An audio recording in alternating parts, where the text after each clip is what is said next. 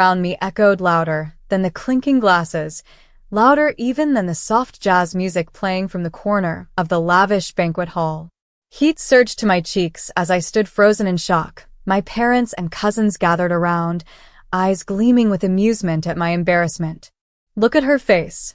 My mother's shrill voice pierced through the noise, her laughter slicing deeper than any blade. "Priceless.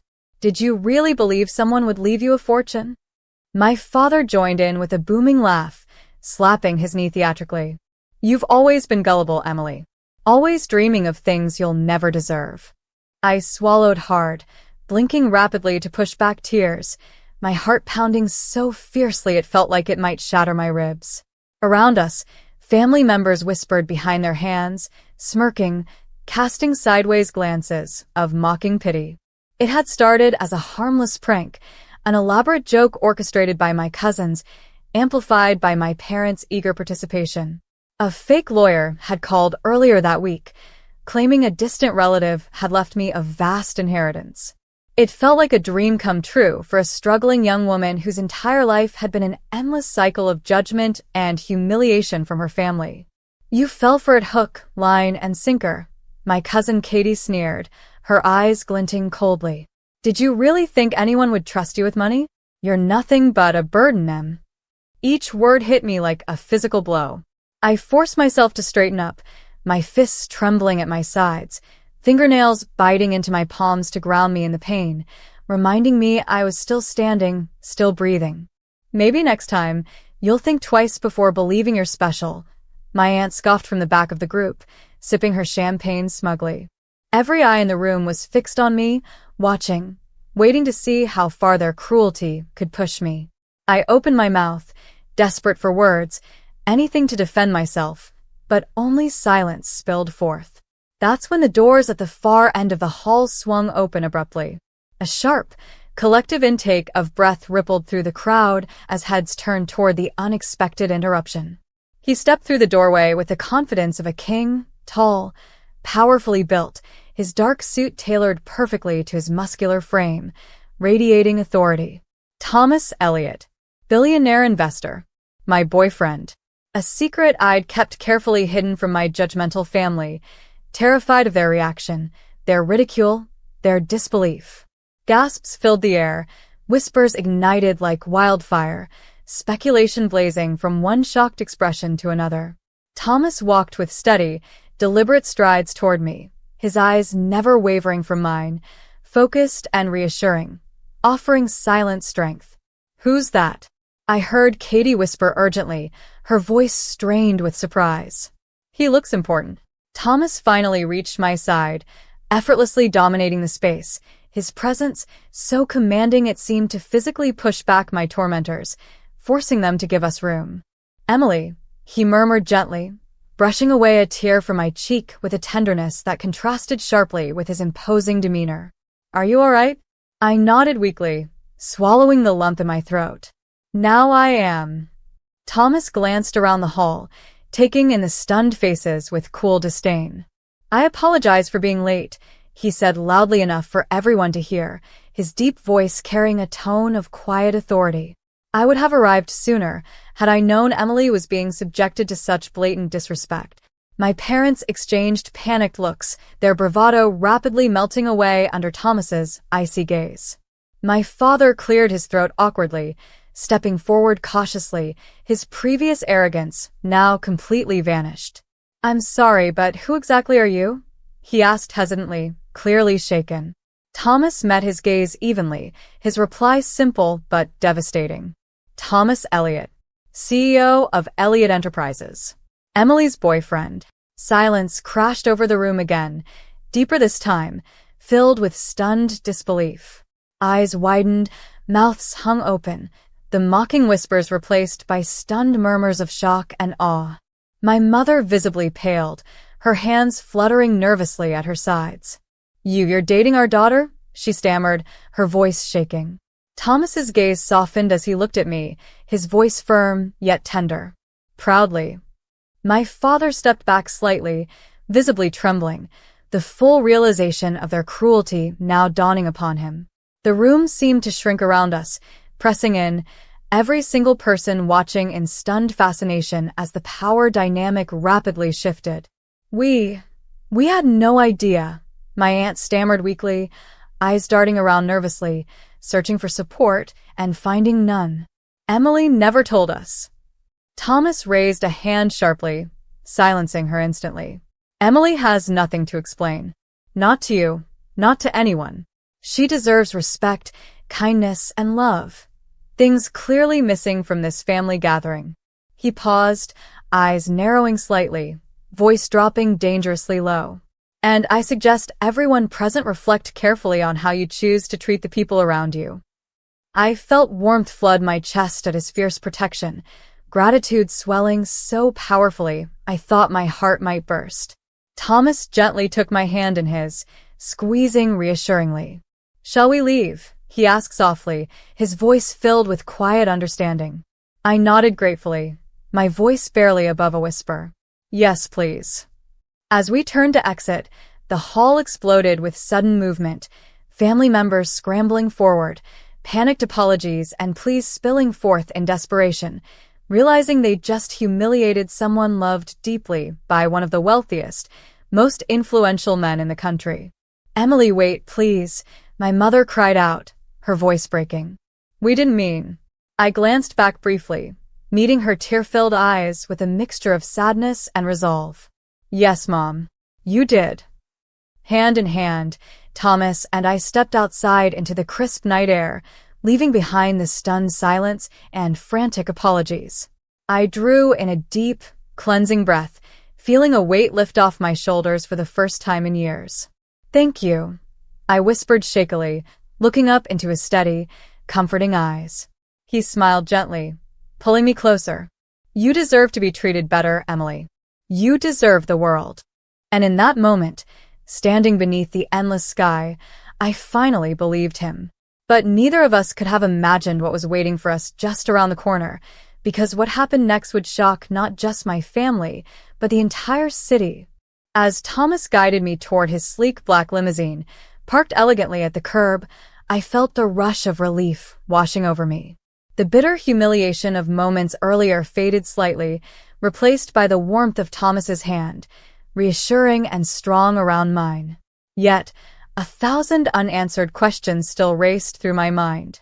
"I'm so sorry you had to endure that," Thomas said softly as the chauffeur opened the car door.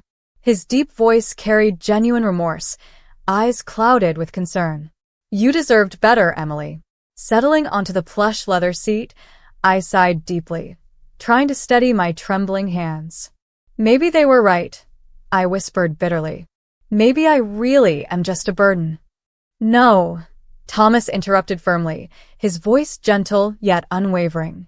"Never let their cruelty define who you are. You've always been more valuable than they could ever comprehend."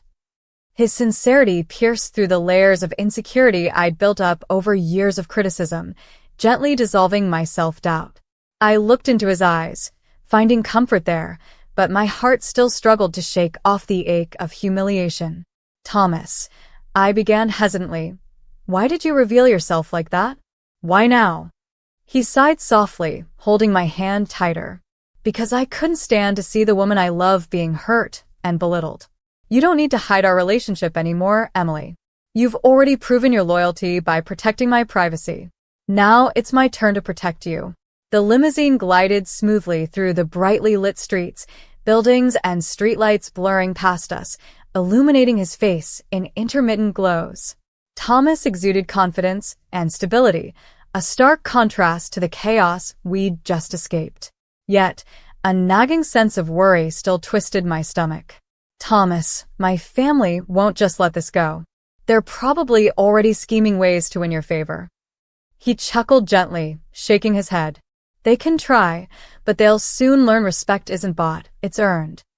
The car slowed to a graceful stop in front of Thomas's penthouse, a gleaming tower rising majestically against the night sky. A soft gasp escaped me each time I visited, still overwhelmed by the sheer elegance of his world. Inside, the tranquility of his luxurious home brought a calming peace, soothing away the residual tension from earlier. I moved to the wide, panoramic windows overlooking the glowing city below. Lost in thought. "Emily," Thomas called softly behind me, stepping closer. "There's something important I need to share with you." My pulse quickened instantly, heart skipping nervously at his solemn tone. Turning slowly, I faced him, worry flickering in my eyes. "What is it?" He took a deep breath, seeming to choose his words carefully. "Tonight, I didn't just reveal our relationship, I set something into motion." Confusion creased my brow. "What do you mean?" Thomas gently cupped my face, his gaze intense yet kind. "You remember the fake inheritance your family used to humiliate you?" My throat tightened painfully at the memory. How could I forget? His lips curled into a small, knowing smile. "Well, tomorrow morning, your parents will receive a visit from my legal team." My eyes widened in shock. "Thomas, you didn't." "Relax," he reassured quickly, his voice soothing and patient. "Nothing harsh. But your family is about to find out that the prank inheritance wasn't entirely fake." "What?" I whispered breathlessly, feeling lightheaded with disbelief. "What do you mean, not fake?"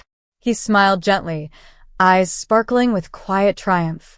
"The relative your cousins invented actually existed. Through pure coincidence, when I investigated further, I discovered you genuinely are the heir to her fortune. A substantial fortune, Emily." I stumbled slightly, knees weak from the overwhelming revelation. Thomas caught my elbows gently, steadying me. "You're serious? This isn't another cruel joke." "I promise," he said earnestly, his voice warm with sincerity. "It's very real. You're now worth millions in your own right, Emily." My breath caught sharply, reality spinning dizzily around me. My family's cruel prank, meant only to ridicule me, had ironically handed me the keys to a life-changing fortune. Thomas watched me carefully, eyes filled with admiration and pride. "You see, Emily, you were never a burden. You were always destined for greater things." Emotion flooded my chest, gratitude and relief mingling powerfully. I threw my arms around him, clinging tightly as tears spilled freely. "Thank you," I whispered brokenly, overcome by the unexpected twist of fate. He held me protectively, gently stroking my hair. "This is your victory, Emily, not mine. You've endured enough cruelty. Now, you get to show them all exactly who you really are." And standing there, wrapped in Thomas's unwavering support, I finally began to believe that maybe, just maybe, I was truly worthy of happiness after all. The next morning dawned brightly, the golden sunlight pouring into Thomas's penthouse, waking me gently from the best sleep I'd had in years. Yet despite the peace around me, my stomach twisted anxiously at the thought of what was about to unfold. Sitting at the breakfast table, sipping nervously at my coffee, I kept glancing at my phone. It wasn't long before it buzzed urgently, lighting up repeatedly with calls from my parents and cousins. Thomas raised an eyebrow, noticing my discomfort. "Are you ready for this?" Taking a deep breath, I nodded firmly. "I think so." Finally, gathering my courage, I answered my father's call. "Emily." His voice trembled with panic. "Lawyers just showed up, something about an inheritance." It wasn't a joke." "Apparently not," I replied calmly, holding steady despite my racing heart. "Turns out your prank uncovered something real." I heard my mother's shaky voice in the background, desperate and pleading. "Emily, sweetheart, we're so sorry. We didn't realize." "I know," I interrupted softly, refusing bitterness or anger to tame my voice. "But maybe this will help you see me differently." My father spoke again, quieter, humbled. "Emily, can we please talk this over?" I hesitated briefly, glancing at Thomas, who nodded encouragingly. "All right," I finally said. "But only if you promise to respect me from now on." "Yes," he answered quickly, voice filled with genuine regret. "We promise." Ending the call, I exhaled slowly, emotions swirling within me, relief, sadness, but mostly a cautious hope.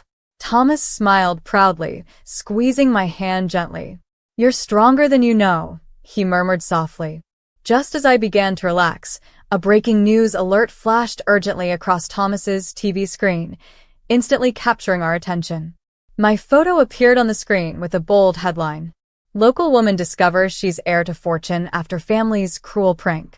My eyes widened in shock. How did they find out so fast? Thomas smiled apologetically. I might have leaked your story to the media. People deserve to know your truth, Emily. Speechless, I watched as reporters praised my dignity and composure, condemning the cruelty I'd endured. Public sympathy poured in, messages flooding my social media, strangers inspired by my courage. The tables had turned dramatically overnight. My family's cruel joke had thrust me into the spotlight, not as a victim, but as someone worthy of respect and admiration. I turned toward Thomas, my heart swelling with newfound confidence. Thank you for believing in me, I whispered gratefully. He smiled warmly, eyes bright with pride. Always. In that moment, surrounded by love and unexpected triumph, I finally realized my worth. For the first time, I was ready to embrace who I'd become. Someone strong, respected, and finally seen. As news spread rapidly through the city, my life transformed beyond recognition. Invitations poured in for interviews and appearances, but what mattered most was the changed look in my family's eyes when we met again. Days later, Thomas and I enter my parents' home, this time not as targets of ridicule, but as guests of honor. My parents stood nervously by the doorway, their eyes filled with genuine remorse. My father stepped forward hesitantly. Emily, I don't know how to begin apologizing. What we did was cruel, unforgivable. But I forgive you, I said softly, surprising even myself. I won't let resentment control my life. My mother's eyes filled with tears as she reached out carefully. We've learned our lesson painfully, sweetheart. You've taught us humility and kindness. My cousins, once so eager to mock me, stood in quiet embarrassment, murmuring their apologies. I accepted graciously, refusing bitterness a place in my heart. The painful wounds of humiliation slowly healed, replaced by empathy and strength. Beside me, Thomas watched proudly, offering silent encouragement. His presence wasn't about revenge. It was a gentle reminder of dignity and respect. Throughout dinner, conversations gradually warmed, tensions fading. Genuine laughter replaced cruel mocking. Sincere respect filled the room. My family, humbled by their mistakes, now looked at me through eyes that truly saw my worth. Later, standing on the balcony, Thomas wrapped his arms gently around me. You're remarkable, Emily. Forgiving them took incredible strength. I smiled softly, leaning into him. Holding on to anger would have kept me trapped. Forgiveness set me free. In that moment, beneath the peaceful night sky, I understood the power of redemption, kindness, and true strength, lessons I'd never forget. Months later, standing elegantly dressed beneath a beautiful canopy of white roses, I felt a peaceful joy I'd never imagined possible. Thomas stood proudly beside me, his smile gentle, eyes shining with unconditional love.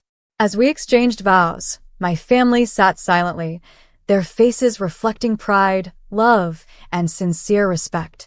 Gone were their mocking smirks, replaced by genuine happiness. Our journey had taught us all about humility, forgiveness, and compassion. At the reception, my father stood nervously, gently tapping his glass. The hall quieted instantly. I need to say something, he began softly. Emily, we failed you deeply. We were wrong. Yet, instead of punishing us, you taught us kindness and grace. You truly deserve every happiness. Tears blurred my vision as applause filled the hall, warm and heartfelt. Thomas gently squeezed my hand, offering quiet strength. As we danced together later, Thomas leaned close, whispering tenderly, You've changed everyone's lives, Emily, including mine. I smiled up at him, heart bursting with gratitude.